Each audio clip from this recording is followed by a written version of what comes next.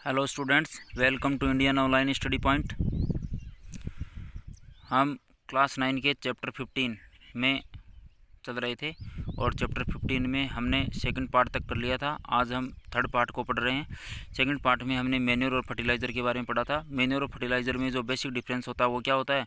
Manure है वो खेतों में तैयार की जा सकती है और ये बल्की होती है, भारी होती है और इसको मेंटेन करना आसान नहीं होता है। जबकि फर्टिलाइज़र्स होते हैं ये इंडस्ट्रीज़ में तैयार किए जाते हैं और हल्के होते हैं, इनको आसानी से हैंडल किया जा सकता है और ये न्यूट्रिएंट स्पेसिफाइड होते हैं। जैसे मतलब नाइट्रोजन के अलग फर्टिलाइज़र होते हैं, पोटेशियम के अलग होते हैं, वैसे ही उसी तरीके से जो मैन्योर है वो स्पेशलाइज्ड नहीं होती है।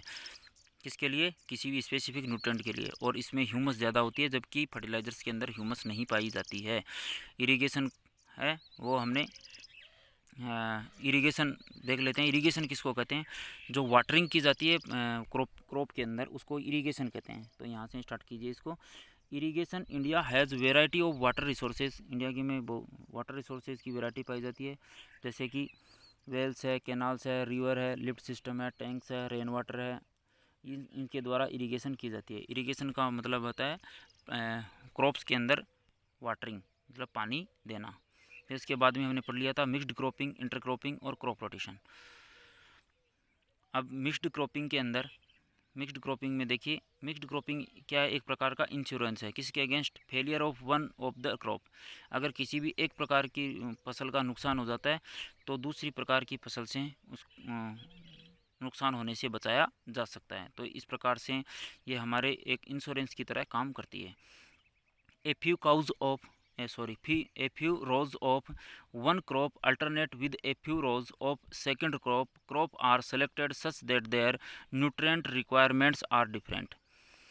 अब इसमें क्या की जाती है? ये इसमें 2 या 3 फसलें एक साथ में, जैसे मिक्स्ड क्रॉपिंग में काम में ली जाती है, वैसे इसमें होता है। लेकिन इसमें उनकी जो रोज़ है वो अलग अलग होती है और एक फिक्स पैटर्न होता है कि कौन सी रोज़ में कौन से पौधे होंगे।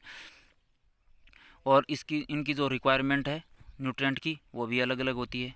This ensure the maximum utilization of the nutrient supplied and prevents pests and disease spreading in the crop field.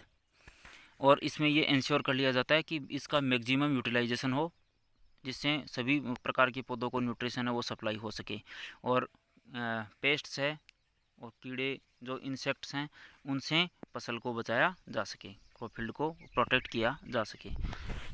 फिर इंटरक्रॉपिंग के बाद में अपना है क्रॉप रोटेशन। क्रॉप रोटेशन में रोटेशन होता है जिसमें प्री प्लानिंग के तहत जो क्रॉपिंग की जाती है, मतलब एक प्रकार की फसल और उसके बाद में दूसरे प्रकार की फसल कौन सी हमें लगानी है, वो एक अल्टरनेट मतलब एक फिक्स सीक्वेंस होता है जिसमें क्रॉपिंग की जाती है। तो इसमें देखिए द अवेलेबिलिटी ऑफ मॉइस्चर, यहाँ से the availability of moisture and irrigation facilities decides the choice of the crop to be cultivated.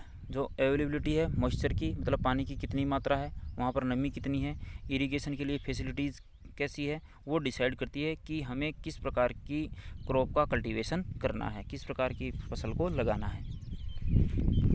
तो ये हम इसमें क्या करते हैं? प्री प्लानिंग करते हैं। तो पहले ही इस चीज़ का पता लगा लिया जाता है कि हमारे जो फार्म है, खेत हैं, उनमें किस प्रकार की फसल है वो लग सकती है, ग्रो कर सकती है, किससे हमें फ़ायदा होगा। फिर देखिए आगे बढ़ते हैं।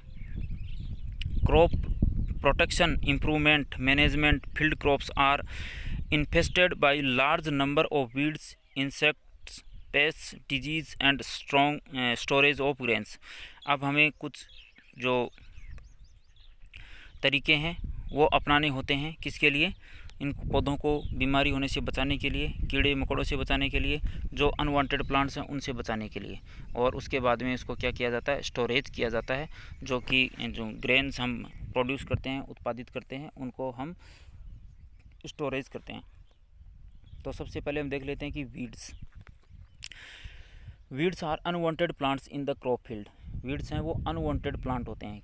कहाँ पर? फील्ड के अंदर। देखिए फर्स्ट पॉइंट यहाँ पर, ये weeds are unwanted plants in the crop field. ऐसे पौधे जो हम लगाते हैं वो तो हमारे काम के हैं ही, लेकिन इसके अलावा जितने भी पौधे लगते हैं जो कि हमारे काम के नहीं होते हैं, वो किस में शामिल किए जाते हैं? वीड्स में शामिल किए जाते हैं। देखिए यहाँ पर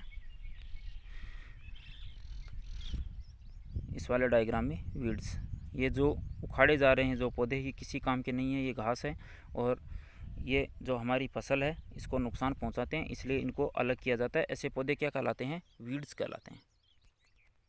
और जो इंसेक्ट्स है, पेस्ट्स हैं, वो देखिए ये जो कीड़े मकोड़े आपको दिखाई दे रहे हैं, ये सारे फसल को नुकसान पहुंचाने वाले हैं, जिनको पेस्ट्स कहते हैं। इसके लिए इनके लिए क्या काम में लिया जाता है? पेस्टिसाइड।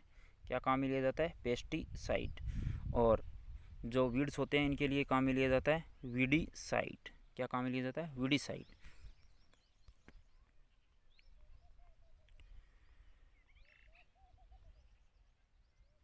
वीड्स में समझ लिया। फिर है इंसेक्ट पेस्ट। इंसेक्ट पेस्ट को हमने देख लिया अभी। Insect pest is nuisance in the crop field. और जो इंसेक्ट पेस्ट होते हैं ये नुकसानदायक होते हैं, किसके लिए? हमारी क्रॉप वाली फील्ड के लिए नुकसानदायक होते हैं, नुइसेंस होते हैं। फिर है डिजीज़। इसके अलावा बीमारियां भी पौधों में लगती है, क्योंकि प्लांट्स किस में आते हैं? प्लांट्स हैं वो लिविंग ऑर्गेनिज्म में ही शामिल किए जाते हैं, तो इनमें भी बीमारियां होती है। Diseases is caused by pathogens in the field. और कुछ पैथोजेंस हैं जैसे कि वायरस भी हो सकते हैं, और कुछ जो दूसरे प्रकार के जो माइक्रो ऑर्गेनिज्म हैं वो इसमें शामिल होते हैं, जैसे निमेटोड वगैरह। तो इनसे बीमारियां पौधों में होती है। फिर storage of grains. Different factors are responsible. और इसमें विभिन्न प्रकार के जो फैक्टर्स हैं वो रिस्पॉन्सिबल होते हैं। जैसे नमी की मात्रा ज़्यादा रह गई तो उससे जो इंसेक्ट्स हैं वो ग्रो कर सकते हैं। तो स्टोरेज करते समय हमें ये ध्यान में रखना होता है कि जहाँ पर हम स्टोरेज कर रहे हैं वहाँ पर मॉइस्चर तो नहीं है, नमी तो नहीं है। Weeds take up nutrients and reduce the growth. जो वीड्स होते हैं वो न्यूट्रिएंट को ऑब्जॉर्व करते हैं।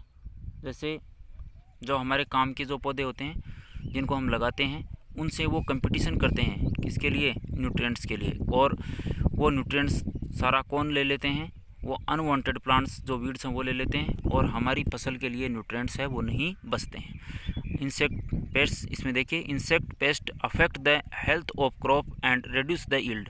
ये जो पौधों की जो हेल्थ है उसको नुकसान पहुंचाते हैं और इससे प्रोडक्शन है वो कम होता है। Disease alter the physiology of crops and reduce the yield. जो फिजियोलॉजी होती है, जो वर्किंग होती है पौधे के अंदर, जो प्रोसेसेस चल रही होती है वो डिस्टर्ब होती है, जिसकी वजह से जो जितना प्रोडक्शन होना चाहिए उतना नहीं हो पाता है। Different factors reduce the quality of stored grains. अलग अलग जो फैक्टर्स हैं वो उन पे प्रभाव डालते हैं कि जो क्वालिटी है किसकी? क्रॉप की। क्रॉप से जो प्रोडक्शन हमने लिया है उसकी जो क्वालिटी है वो गिर जाती है, किसकी वजह से? अगर हमने सही तरीके से स्टोर नहीं किया है धान को या फिर गेहूं को या सीरियल्स को। एग्जाम्पल देखिए वीड्स में। जैसे वीड्स में कौन कौन से पौधे आते हैं उनके नाम है यहाँ पर। जेंथियम है और पार्थेनियम है। और इंसेक्ट्स जो पेस्ट्स है उसमें देखिए कैटरपिलर्स है और ड्रैगन फ्लाई है। और जो पैथोजेंस होते हैं जिनसे डिजीज़ होती है वो कौन से हैं? जैसे बैक्टीरिया है और वायरस है। फिर जो स्टोरेज है उसमें देखिए कौन से एग्जांपल हैं? बायोटिक फैक्टर्स, इसमें insects, rodents, fungi. Abiotic factors, इसमें मॉइस्चर एंड टेम्परेचर। इसमें बायोटिक एबायोटिक दोनों शामिल होते हैं। बायोटिक में मतलब जिनमें जीवन होता है, जैसे इंसेक्ट है, रोडेंट्स है, फंजाई है, इनमें जीवन पाया जाता है। जबकि एबायोटिक फैक्टर में किसी प्रकार की कोई लाइफ नहीं पाई जाती है, जैसे कि मॉइस्चर और टेम्परेचर। और ये किस में शामिल किए जाते हैं? जो स्टोरेज ऑफ ग्रेन्स है उस दौरान जो वातावरण है उसमें शामिल किए जाते हैं। वो किस प्रकार से इफेक्ट करते हैं उनको शामिल किया जाता है। फिर removal of weeds at an early stage is recommended spray weedicides. अगर हमें वीड्स को हटाना है तो हमें किसका छिड़काव करना पड़ेगा? वीडिसाइड्स का। वीडिसाइड को काम में लेना पड़ेगा। Spread of chemicals such as pesticides. और पेस्ट्स को मारने के लिए, कीड़े मकोड़ों को मारने के लिए पेस्टिसाइड को काम में लिया जाता है। Spread of chemicals to kill pathogens. और बीमारी से पौधों को बचाने के लिए उस पर केमिकल्स डाले जाते हैं जिससे जो सारे पैथोजेंस हैं वो मर जाते हैं, ख़त्म हो जाते हैं। फिर systematic management of warehouses. और जो वेयर हाउसेस मतलब जो गोदाम होती है वहाँ जहाँ पर सीरियल्स को इकट्ठा करके रखा जाता है, अनाज को इकट्ठा करके रखा जाता है, वहाँ पर सिस्टमेटिक मैनेजमेंट होना चाहिए जिससे फसल जो हमारा प्रोडक्शन है उसको नुकसान ना हो।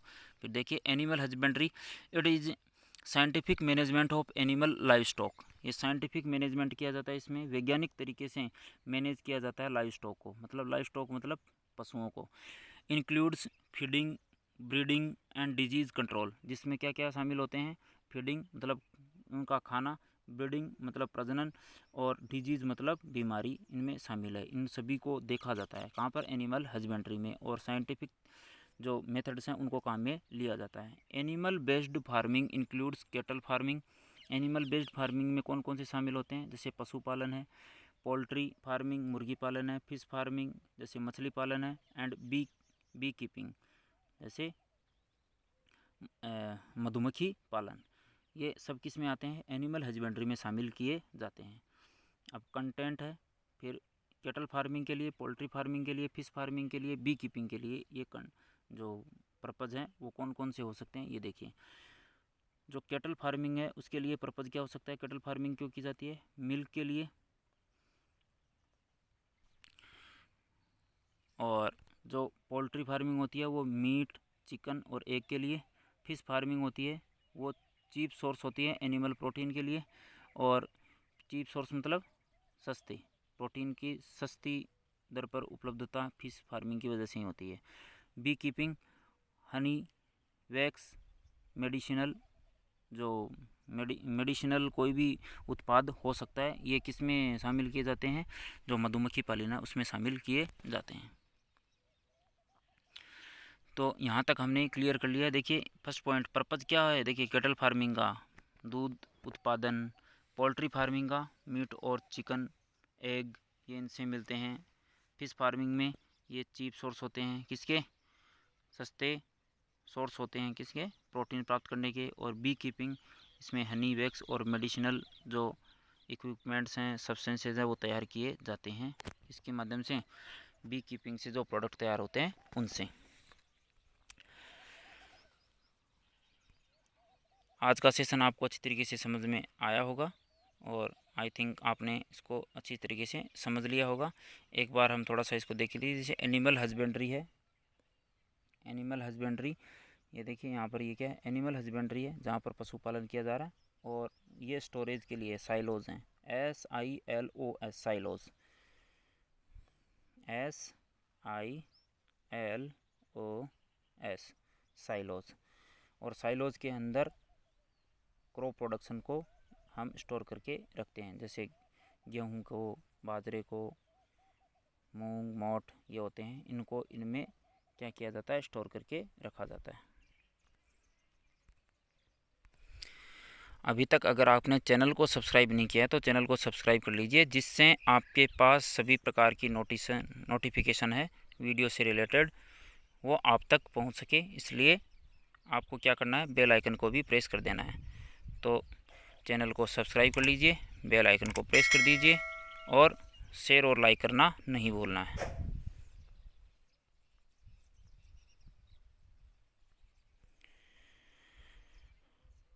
तो आज के लिए इतना ही, थैंक यू।